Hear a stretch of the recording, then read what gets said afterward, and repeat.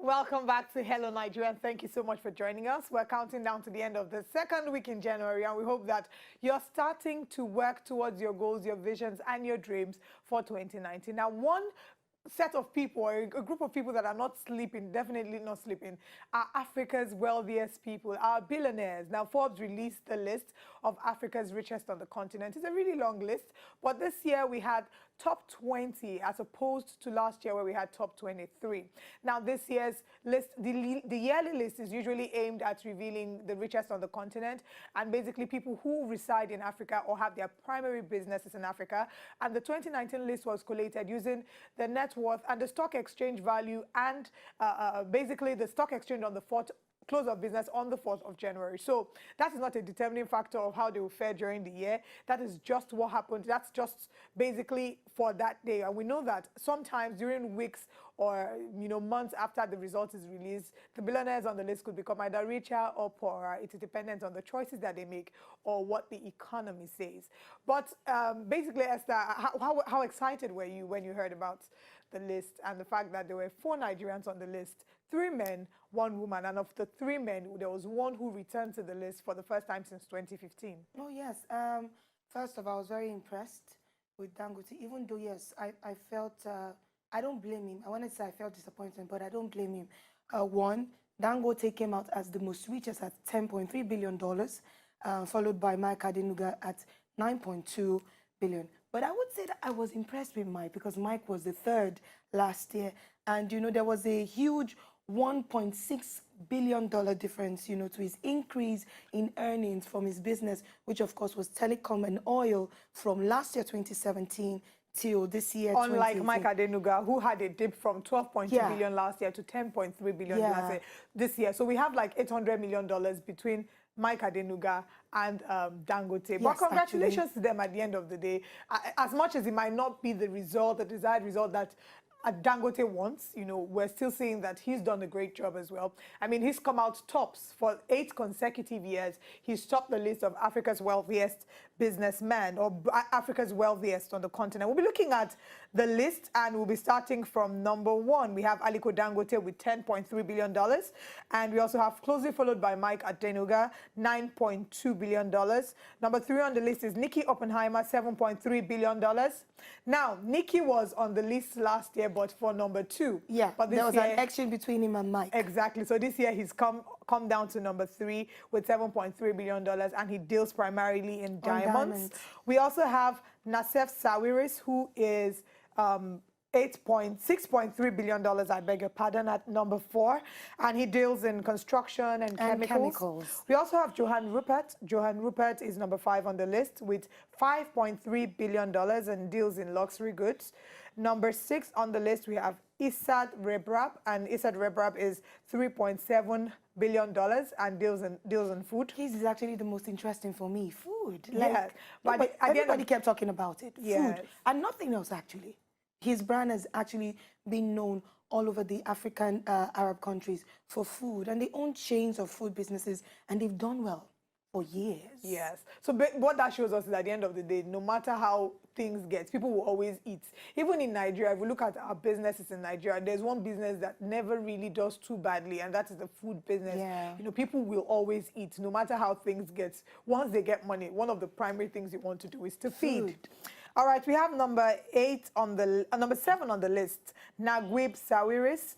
Naguib Sawiris is worth $2.9 billion, and Naguib deals in telecom. Number 8 on the list, we have Kuzbeka, deals in media and investments, and is worth $2.3 billion. Yeah, that's Kuzbeka on the screen there. And now we have number 8. Now, there's a tie. 3 people. There's a tie in number 8. So we have Kuzbeka, Isabel Dos Santos, Mohamed Mansour, and Strive Masiyura. Yes. Now, it's important to mention that there are only 2 women that made it to the list this year. And Isabel Dos Santos is, of course, one of the 2 women. And she's also the daughter of the former president of Angola, Eduardo Dos Santos. I forgot his name, Eduardo Dos Santos. Yes, you're correct. Yes, exactly. So she's the former president's daughter, and she deals basically in investments as well. She's earning, or she's worth $2.3 billion, as well as Mohamed Mansour and Kuzbeka and Strive Masira. Now, Strive made it to the list last year for the first time. So Zimbabwe saw him on the list for the first time last year, and of course, he's come back again this year, and he's done really well for himself in the past year. He's one of the people whose earnings did not dip in the past year. We also have Patrice Bosepe, who is into mining, $2.3 billion as well. So these are the people that rank on number 8. For top 8, actually. Exactly. So they're all in the number 8 rank together. So from there, we jump over to number 13. And we have Aziz Akanush. Aziz Akanush is worth $2.1 billion and deals in petroleum as well as is diversified. Yeah. And I particularly like this one. I find him very interesting. Muhammad Duji, he earns his $1.9 billion. And why I find him interesting is because he's the youngest on the list. He was also the youngest on the list last year. So as at the time he was the youngest on the list last year, he was 42. And this year he's 43, still maintaining the youngest on the list. Some of us really need to up our game and go and really kick some people out of office. I think the most interesting thing for Muhammad, for me, is the term used. Diversified, yeah. Meaning he's an investor in all, sectors, and he's doing a lot. Now, he's not just one place. Yes, we've always known for Dangote being the richest of them all.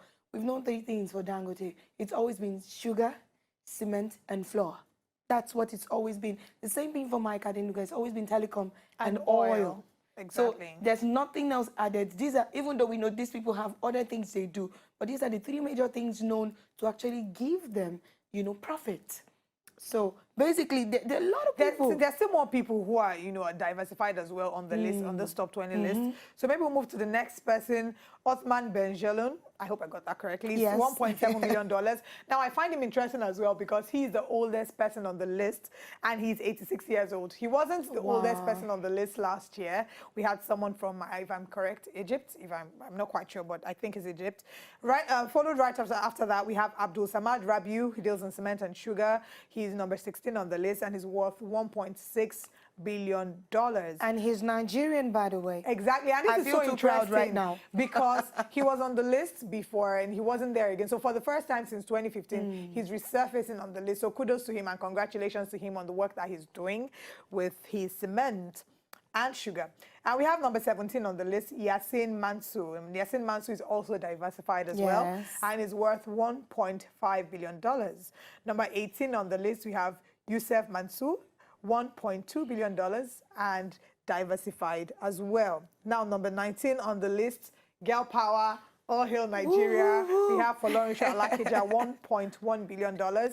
And of course, we know that she deals in oil. This is definitely our hero and our champion. But actually, compared to her ranking actually in 2016 and 2017, truthfully, Folorunsho Alakija has actually dropped. Because she was occupying the 16th position in 2016, and then 2018 she got to the 19th position. But basically, I would want to look at the factors that made this happen. Dangote, for example, was earning $25.2 billion in 2015. So there are a lot of things that have happened. Economic effects, recession. We're seeing weaker currencies. We're seeing, the oil prices as well. So basically, there's so many factors that led to the decline that we're seeing. According to a caption I saw on the Forbes website, they say fewer billionaires, poorer billionaires. How can they call this?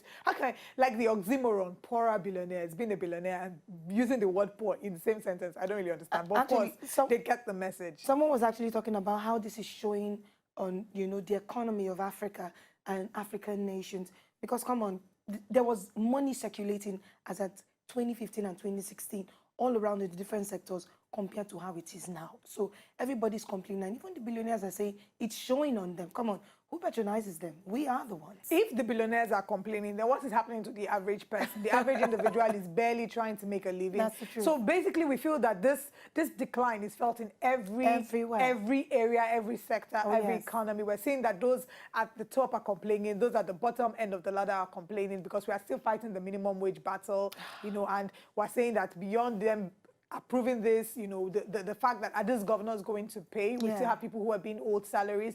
So there's so much that we're saying. Africa is a wonderful continent, but we still have a lot of work to do. Now, back to our list, we have our last person on the list, Michel Leroux, banking $1.1 billion and 69 years old. There's so much that we can see and there's so much that we can learn from this list. Of course, these are not the only billionaires in the continent of Africa, but every year the Forbes Africa releases its list and we analyze this list based on those who reside in Africa or have their primary businesses here. And as we mentioned earlier, this net worth was calculated using stock prices and currency exchange rates from the close of business on the 4th of January. Yeah. So this is not a guarantee that for the rest of the year, you know, I'm not trying to be a prophet of doom, but this is not a guarantee that their finances will remain this way throughout the year. It could either increase, it could reduce, or it could stay the same. And reports have it that the finances of these billionaires, their net worth either increases or reduces within days or weeks of the announcement. True. Right. True. Because there were names that were here last year that are not there this year. So between last year and this year, there's been a major drop. So there was a tie between South Africa and Egypt. Last year they had six billionaires from South Africa and 6 billionaires from Egypt. But this year we have 5 from South Africa, 5 from Egypt, 4 from Nigeria. Then I think we have 2 from Morocco, then 1 from Algeria, Angola, Tanzania and Zimbabwe, one each. Yeah. So there's so much to see and so much to learn. And for those of us who hope that before we die we'll be billionaires, we will go and read this list. We will write it and put it on our vision board. And we will understand, you know, what these people did. These are basic role models that people should have, young people should have, young entrepreneurs, businessmen, SMEs. You know, these are the people you should look up to. When I was talking to my father about this list this morning, my dad said, these are the men who don't sleep. Exactly. While you are sleeping. And I looked at him like, it's like, yeah, they don't sleep.